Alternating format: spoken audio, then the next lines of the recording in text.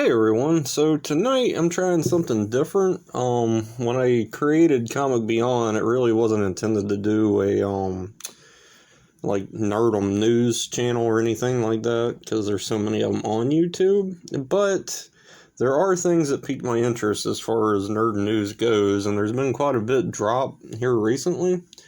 So I decided I'm gonna try to maybe every now and again do like a little news channel for like Nerdum stuff. And for an example, like the Picard Season 2 trailer drop. So I want to talk about that. The new Indiana Jones movie started filming. The Loki show dropped last Wednesday, and we're on episode 2 now. So I kind of want to talk a little bit about that. So I'm going to try it out, see how it goes. Hopefully some of you guys out there enjoy it, and like and subscribe and stuff like that, and letting me know you guys enjoy it, so maybe I can keep doing it. So here we go. Star Trek Picard Season 2. So about that trailer, they didn't hide anything. The first thing you see, okay, well, spoiler alert. If you hadn't seen the trailer, I suggest checking it out, because a fan favorite, he's back. Straight up, first few minutes of the seconds of the trailer, they introduce Q. So if you're a Star Trek Next Generation fan, or, 90s Star Trek fan, you know who Q is. So it's going to be interesting seeing him back. He's aged, just like everybody else. So that's interesting. 7 and 9's back, one of my all-time favorite Star Trek characters, so I can't wait to see what's going on with her. According to the trailer, it looks like we're playing with time travel, maybe like an alternate reality. I don't think we're doing a mirror universe, but I will say if we do mirror universe, it'll be cool, because they never did one for Next Generation. We had the mirror universe for some of the other Star Trek shows, but never Generation, so if they do mirror universe, that'll be cool, but this is definitely going to be dealing with some kind of alternate timeline or alternate time displacement, it looks like.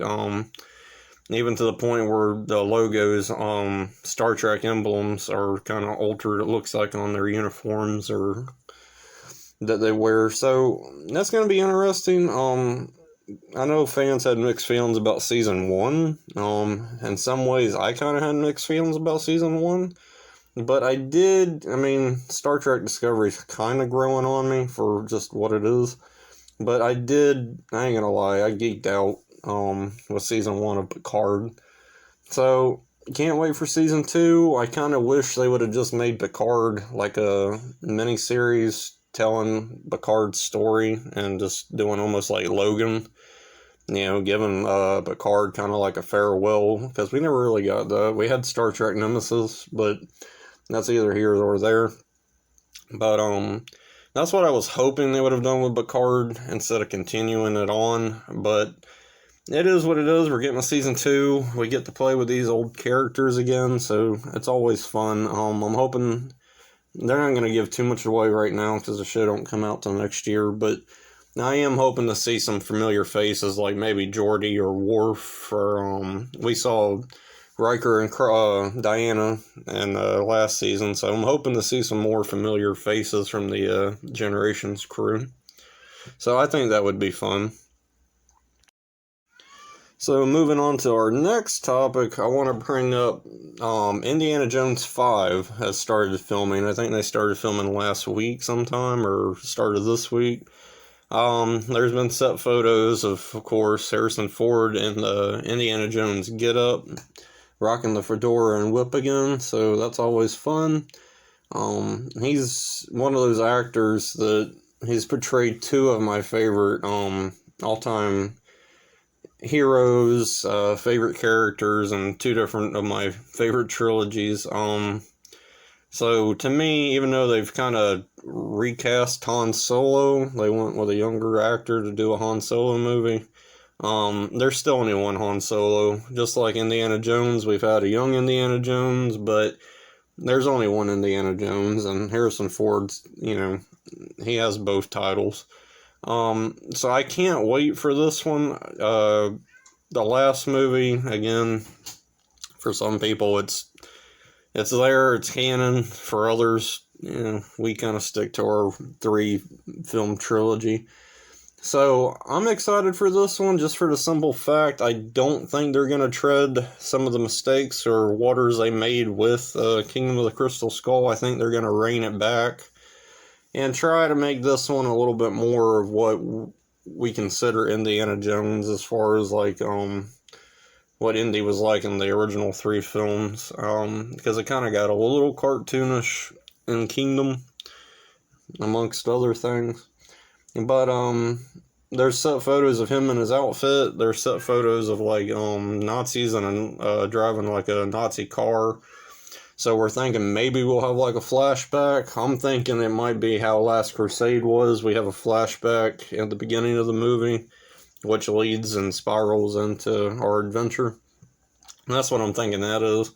Now, this is the first Indiana Jones that really don't have Lucas or Spielberg involved in it, so it has some people concerned and other people kind of, excited to see what happens. I'm one of the people that's kind of excited to see what happens, ironically. I love Lucas and I love Spielberg for what they created for us. They gave us one of the best, adventure heroes there is, but I think because years have gone by and storytellers, their imaginations change, their type of storytelling changes. The well kind of goes dry sometimes.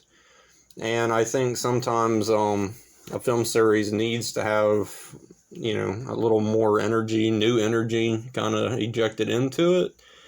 So with James Mangold, we got Logan, we got Ford versus Ferrari, Walk the Line, the Johnny Cash movie. He has some good films under his belt, and he's a very visual storyteller. He knows how to do action scenes.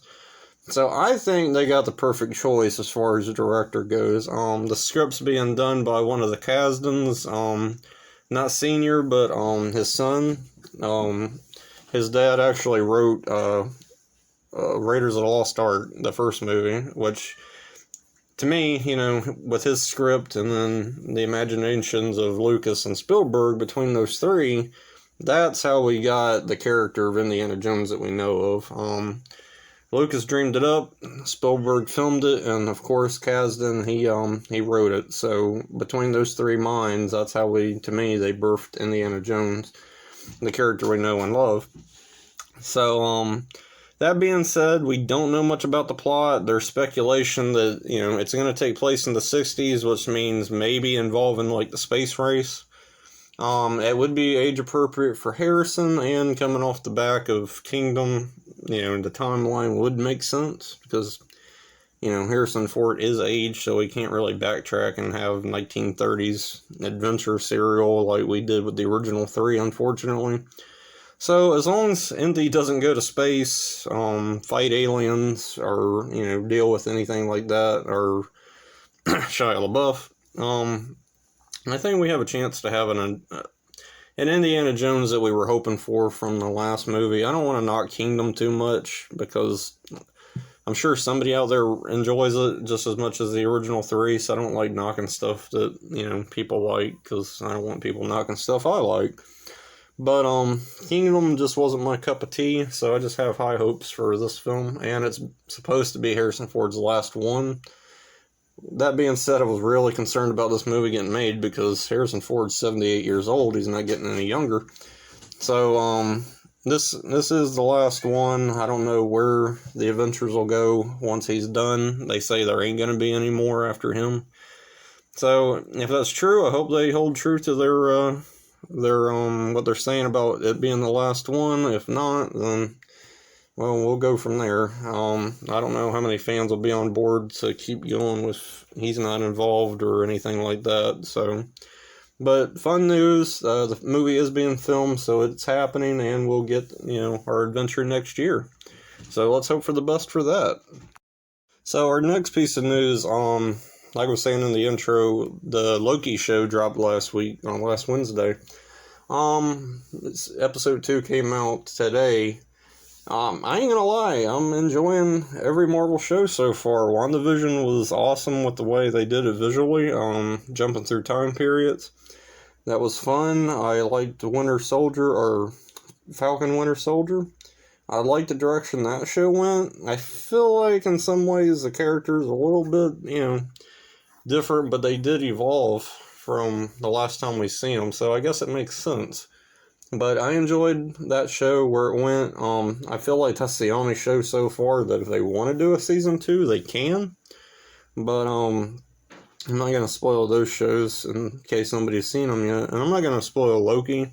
But I do want to say, though, visually, the Loki show so far is stunning. I like the artistic choice of giving it like this retro 70s/60s sci-fi look to it. In a lot of 60s and 70s sci-fi, they used a lot of what they called matte painting. So they stood in front of a screen, but it was actually a painting for a background. And I'm sure they use CGI in this show, but I think they pay homage to that type of filmmaking from those time periods in this, because if you look at where Loki goes as far as like the time cops or whatever, the time police that he's involved with in this show, if you look at the backgrounds, that's what it reminds me of. But Owen Wilson's in it, which is fantastic casting. I ain't gonna lie, I kind of dug Owen Wilson. I hadn't seen him in much over the years, but in his early days, I dug his stuff. I found him to be funny. And Tom Hiddleston that plays Loki, I feel like they have good chemistry. They play well with each other. The show kind of gives me like a Men in Black vibe as far as like the organization goes. They're overly technologically silly in some ways. Like their technology is just kind of bonkers, but it works because it's a Marvel movie and it's okay to have super duper technology, running around. But yeah, it's almost like a whodunit in a way. There's a shadowy figure that is revealed in season 2. You're not sure who it is or why or what's going on, really. Not yet. But it's almost like a cop show. They're following leads and trying to track down this person, and they need Loki's help to do it, so he's reluctant, but it's Loki. Loki's one of those characters that I find interesting because he was straight up bad guy, misunderstood bad guy in the early Marvel films, and then slowly he grew into a more likable villain, adversary, or whatever. And then, of course, his demise in Infinity War. Well, now he's back. If you watched Endgame, it kind of explains how he's back. But you got the first part of Loki, where he's supposed to be this misunderstood villain. But in this, you got similarities to that, but then also similarities to him having a good side in a way. He's not 100% like evil. So he does have a good side. It's almost how you kind of see him in Thor Ragnarok in a way at that point. But I like what they do with the Loki. He's funny, he's smart, he's somebody you don't trust. You don't... Honestly, when you walk out a door, you don't want to be the first one out the door because you never know if he's going to stab you in the back. So they play with those themes as well. Like Owen Wilson's character, don't 100% trust him, but he wants to trust him. He's almost, he understands Loki, I think. So good show. I've enjoyed it. Again, it's on season 2. Episode 2. It looks like they're dropping them every Wednesday, to where WandaVision and I believe Falcon was every Friday. But they're just almost at an hour long, I believe. Just, maybe 10-20 minutes shy of being an hour. So they cram a good chunk of story into the episodes. So it's worth checking out, especially if you're a Marvel fan. If you follow anything Marvel, you're going to enjoy it. If you're able to watch it, I suggest, if you can have time or you're able to watch the Disney streaming service, check it out, because I always tell people, when it comes to Marvel stuff, you almost, even if you don't like a character or you don't like a particular movie, you almost have to force yourself to sit through it at least one time, because they are very interconnected. Everything always circles back around. They're intricate movies, and to me, they're not the first ones to do shared universe. Certainly not. To me, the Universal Monsters were kind of like the first ones. but they are the first one that tapped the formula. They do it very, very well. So that's why I always suggest, even if you're not a fan of Loki, check it out. Or if you're not a fan of Falcon, Winter Soldier, check them out anyway, because everything ties together in this world. I know people are like, are we going to get a season 2 of WandaVision? Well, I mean, again, everything ties together. So really, your sequel to that show is Doctor Strange. That is season 2 of WandaVision. So just wait for Doctor Strange and you'll get season 2. So that's just how the Marvel Cinematic Universe is set up. I think they do it very, very well. So I enjoy those films. I wish DC would hop on that, same line of thinking, even if they copycat. It is what it is, but at least we'd have some decent, movies, continuity, stuff like that. Things ain't all scattered all over the place. But I hope you enjoyed these brief little updates on bits of news. I ain't gonna lie, again, some nerdum news that comes out, I either... it's whatever, it's interesting, or it's, whatever. But if it piques my interest, I think I will do, these little short videos. Just because, just to get the word out there. It's fun to talk about it, especially if you're excited for it. It's just fun to, talk about, give your opinion, stuff like that. So, if people like this video, I'll keep doing them. If there's some decent news come out about stuff, I'll keep doing them. But there'll probably be late night episodes in a way, just because of my personal schedule.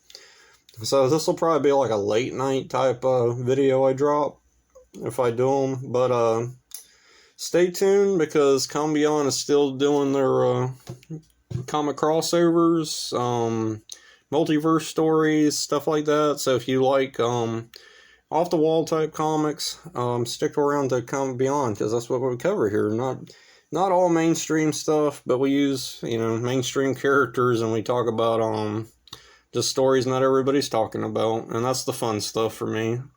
So until next time, I'll talk to you later. Peace out.